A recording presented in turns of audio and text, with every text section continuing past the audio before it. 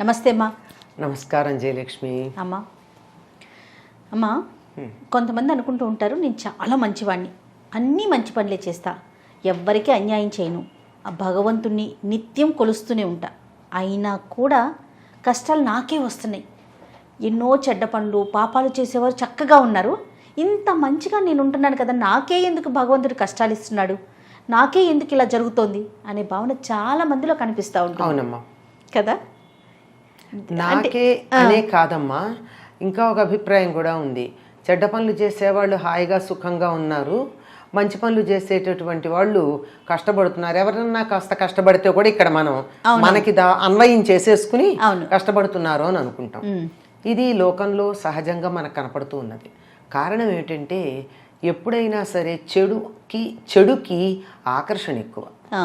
ఈ చెడుకి ఆకర్షణ ఉండడం వల్ల చెడు వైపుకి ఆకర్షించబడడం, దానివల్ల తాత్కాలికమైనటువంటి ఫలితాలు పొందడం, వెంటనే ఫలితం వచ్చేసి ఆనందంగా ఉన్నట్టు కనపడడం జరుగుతుంది. ఓకే, కానీ తాత్కాలికం.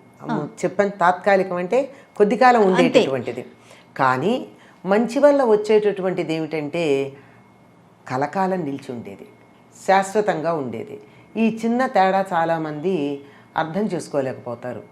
ముఖ్యంగా ఈ కాలంలో, అందులోనూ మరీ యువతరానికి ఏమిటంటే అప్పటికప్పుడు ఫలితం కావాలి, ఇన్స్టెంట్ గ్రాటిఫికేషన్.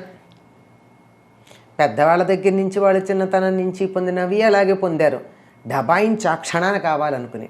అట్లాగే ఇప్పుడు కూడా దేవుడి దగ్గర కూడా ఈ క్షణాన నాకు కావాలి అంతే అంతే, రేపటిదాకా ఆగను నేను.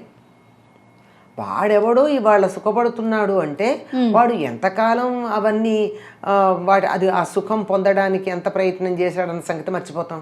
అంటే ఆ ప్రెజెంటే కనిపిస్తుంది, అదే వాళ్ళ వెనకాల ఐస్బర్గ్ అని మనకు ఒక మాట ఉంటుంది. అవును, ఎంత ఉంటుంది? ఇంతే ఉంటుంది పైకి, కానీ లోపల ఎంత ఉంటుంది? ఒక చెట్టు ఉంది, ఆ చెట్టు పైన ఎంత ఉందో వేళ్ళు అంత ఉంటాయి కదా, అదెవరికి కనిపించదు కదా, కనిపించదు. అంతేకాదండి, ఒక చెట్టుని కొట్టడానికి గంట పట్టింది అంటే గొడ్డలి పదును పెట్టుకోవడానికి 7 గంటలు పట్టిందన్న సంగతి మర్చిపోతారు ఎవరైనా. అబ్బా, 7 గంటలు గొడ్డలి పదును పెట్టుకుంటే గంటలో చెట్టును కొట్టావు. 7 గంటలు అసలు మనం లెక్కే పెట్టాం. ఒక సంగీత కళాకారుడు చాలా చక్కగా గంట కచేరీ చేశాడు అంటే ఆ గంట కచేరీ వెనకాల ఎన్ని సంవత్సరాల పరిశ్రమ ఉంది. ఓ డాక్టర్ దగ్గరికి వెడితే నాకు ఫలానా వ్యాధి ఉంది అదేదో అడుగుతారు, అడిగితే ఆయన ఏదో 5 నిమిషాలు చూస్తాడు, మందు రాసిస్తాడు, 500 అక్కడ పెట్టమంటాడు. ఒక గీత ఒక 4 అక్షరాలు రాయడానికి 500 తీసుకున్నాడు అనుకుంటాం, కానీ నువ్వు రాయలేవు కదా అది. నీకు ఏం మందు కావాలో గుర్తించి చెప్పడానికి అతను ఎన్నేళ్ళు శ్రమపడ్డాడు, ఎన్నేళ్ళు చదువుకున్నాడు. ఈ వెనకాల శ్రమ గుర్తించకుండా ఫలితాన్ని చూసి మాకు రాలేదనుకునే వాళ్ళు చాలామంది ఉంటారు. ఇది ఒక రకం. ఇది కాక అసలు నేను చాలా, మీరు ఇంకోటి అన్నది, నేను చాలా గొప్ప. నీ గొప్ప ఏంటి? నేను చాలా మంచి.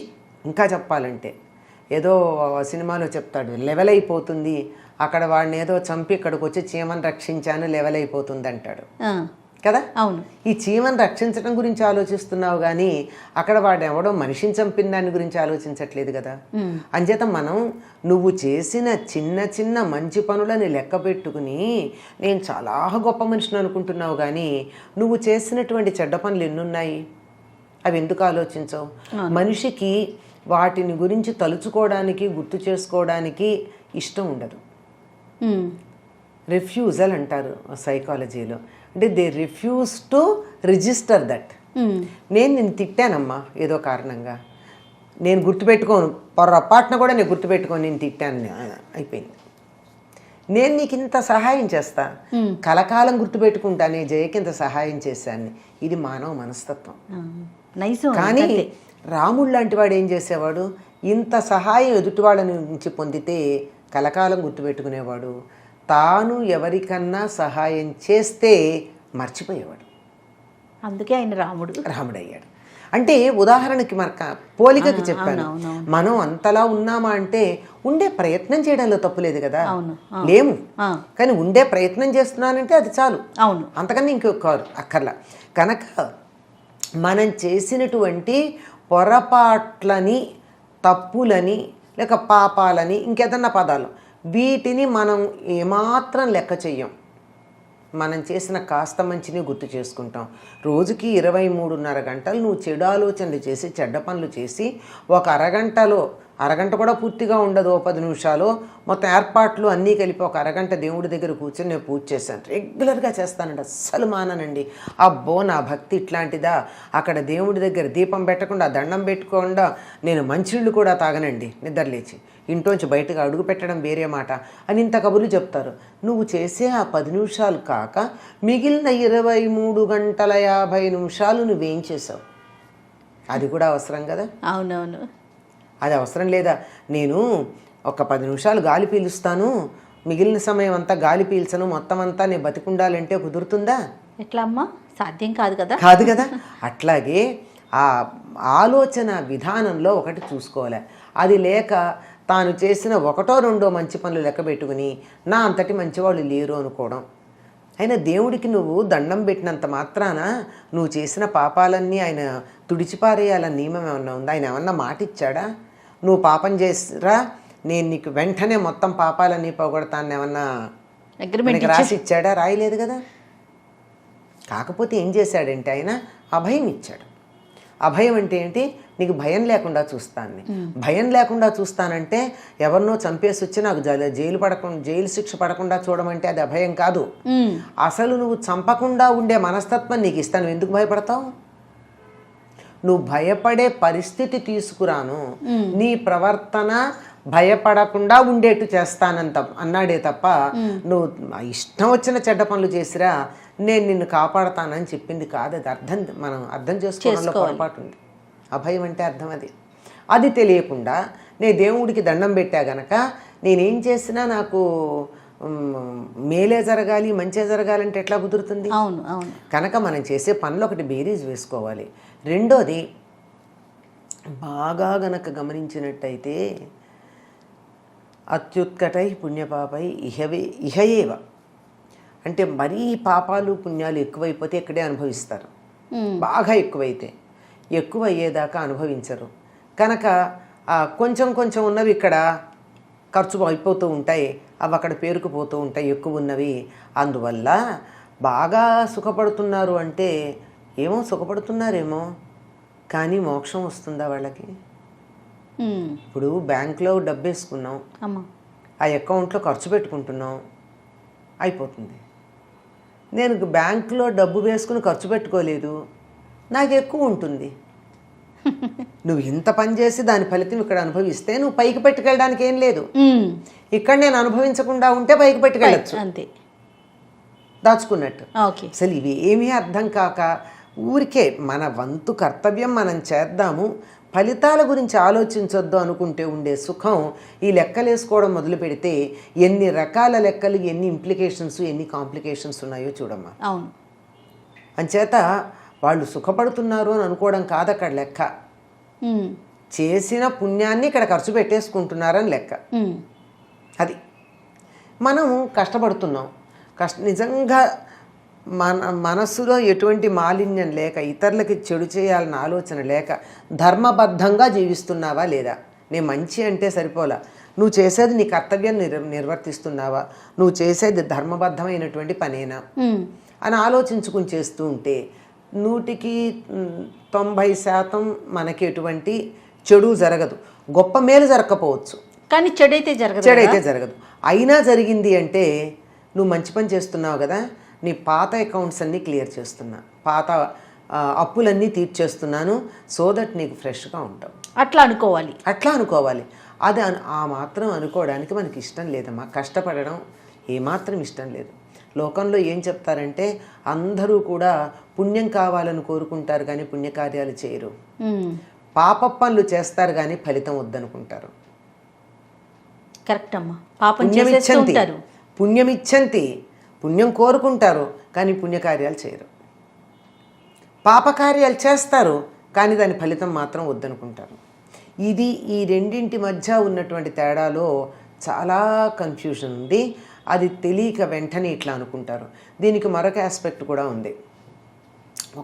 చాలామంది అంటూ ఉంటారు, మేము ఈ మధ్య లలిత చదవడం మొదలుపెట్టామండి, లేదా హనుమంతుడు ఉపాసన మొదలుపెట్టామండి, మాకు అంతకుముందు లేని కష్టాలన్నీ వస్తున్నాయండి. విన్నారా ఎప్పుడన్నా ఇది? విన్నానమ్మా. అమ్మయ్యా, మీరు చేసిన పని ఫలించిందనమాట అనుకోవాలి. ఎందుకు అంటే ఇల్లు శుభ్రం చేస్తున్నాము, ఫ్లిట్ కొట్టాం, ఏం జరిగింది? మోరీలో ఉన్న బొద్దింకలన్నీ బయటకు వచ్చాయా? అవును. నిన్ను క్లీన్ చేస్తున్నాడు, నీలో ఉన్న చెత్త బయటకు వచ్చింది. Let everything come out, you will be clean. అలా అనుకోవాలి. అదే జరిగేది, అనుకోవడం కాదు. కొన్ని అనుకునేవి ఇది జరిగేది, ఇందులో ఎటువంటి సందేహం లేదు. శుభ్రంగా శుద్ధి చేసేస్తున్నారు, క్షాళనం చేసేస్తున్నారు, శుభ్రంగా సబ్బు డిటర్జెంట్ పెట్టి ఉతికేస్తున్నారు, చింతపండు ఉప్పు పెట్టి ఇత్తడి కిలుము పట్టిన పాత్రను తోమేస్తున్నారు, మాసిపోయిన బట్టని డిటర్జెంట్ పెట్టి ఉతుకుతున్నారు. ఆ క్లెన్లీనెస్ కోసం చేసే ప్రయత్నంలో ఇలా బట్ట పిండితే అబ్బా పిండేస్తుందండి నా జీవితం, కష్టాలు అంటాం, కానీ మురికంతా పోతుంది, మురికిపోతోంది, యు విల్ బి క్లీన్. ఇది కానీ ఓర్చుకున్నట్టయితే ఇంకా బ్లిస్ అన్నదే ఉంటుంది. ఇది అర్థం కాకపోవడంతో ఉంది. పాపాలు అనుభవించారా? ఇంకొక మాట చెప్తాం, మంచి ఉదాహరణ మీకు అర్థమయ్యేటట్టు. మహాప్రస్థానం అయిపోయాక ధర్మరాజు పైకి వెళ్ళాడు. వెళితే ఆయనకి ముందు ఏం చూపించారు? నరకం చూపించారు. నరకానికి వెళ్ళడం ఏమిటి? ఆయన ధర్మరాజు అంటే అబద్ధం లాంటిది ఆడాడు కదా, అందులో నరకం చూశాడంతే, నరకంలో యాతనలు అనుభవించలే. మనం ఈ తప్పు పని చేస్తే అనుభవిస్తాం, తప్పు చేసేవాళ్ళని ప్రోత్సహిస్తే మన వాళ్ళు కష్టపడుతుంటే చూస్తాం, అది నరకమేగా. అది కదా, అదే ఆయన చేసింది. తీరా అక్కడ చూస్తే పాండవులు నరకంలో ఉన్నారు. ఆ తర్వాత స్వర్గానికి తీసుకెళ్ళారు. స్వర్గానికి తీసుకెళ్తే దుర్యోధనుడు ఆయన తమ్ముళ్ళు అందరూ స్వర్గంలో ఉన్నారు. ఆశ్చర్యపోయాడు ధర్మరాజు, ఇదేమిటి ఇన్ని పాప పనులు చేసిన వాళ్ళు ఇక్కడున్నారేమిటి అని. నా తమ్ముళ్ళు మంచి పనులే చేశారు, కానీ నేనైతే కొంచెం చేశాను, వాళ్ళు కొంచెం ఎక్కువ చేస్తుంటారు, వీళ్ళు నరకంలో ఉండడం ఏమిటి అంటే ఏది తక్కువ ఉంటే అది ముందు అనుభవిస్తారట. ఓహో, వీళ్ళు తక్కువ పాపం కనుక టకటగా అనుభవించేసి వెళ్ళి స్వర్గంలో ఉంటారు. వాళ్ళు చేసిన మంచి పనులు తక్కువ, అందుకని స్వర్గం అనుభవిస్తారు, తర్వాత అనుభవించేసి వచ్చి నరకంలో పడతారు. ఇంటి నీ చెప్పింది చాలా డిఫరెంట్ యాంగిల్స్ చెప్పాను. అవునమ్మా, డైమెన్షన్స్ ఇవన్నీ క్రోడీకరించుకుంటే తప్ప మనకు అర్థం కాదు. ఎందుకు అనుకుంటాం? పూర్వజన్మలు, ఇప్పుడు జన్మలు, ఖర్చు అవటాలు, తప్పులు అయిపోవడాలు, వీటన్నిటిని మించి నేను పూజలు చేస్తున్నాను, నాకు ఫలితం రాలేదంటే అసలు ఎవడు చేయమన్నాడు నిన్ను? దండం పెట్టుకో, మనస్ఫూర్తిగా ఉండు. ఒకవేళ చదువుకుంటే స్తోత్రాలు చదివితే తప్పులు లేకుండా చదువు. తప్పులతో చదివితే ఏమవుతుంది? తప్పుడు ఫలితమే వస్తుంది. చదవకపోయినా పర్వాలేదు. నాకు ఫలితం కావాలి అని అడిగితే ఫలితం వస్తుంది. ఫలితం కావాలి అంటే ఫలితం ఎట్లా వస్తుందమ్మా? భాండమే రానప్పుడు. అమ్మ మరి ఇంతే అంటే అమ్మ నీకు దండం అని చాలదా? అయ్యా నీకు దండం అని చాలదా? నువ్వు ఇవన్నీ చదవడం దేనికి? తప్పుడు ఉచ్చారణతో, అన్ని రకాలైనటువంటి దోషాలతో ఇవన్నీ చేసి నాకు ఫలితాలు రాలేవంటే ఎట్లా వస్తాయమ్మా? ఎన్ని కోణాల్లో ఆలోచించాలో ఒకటి వచ్చింది అంటే. అవును, అలాగేనమ్మా, చక్కటి వివరణ చెప్పారు. నమస్తే.